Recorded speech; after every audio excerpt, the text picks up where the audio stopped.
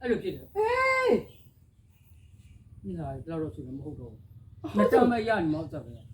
နှစ်တောင်ဆရာမလေးတင်တာဒီမှာကာကြီးချာကပစားစာရေးနဲ့ဖပါလောက်ပါလို့ငါပြောတယ်ငါနားတိုင်း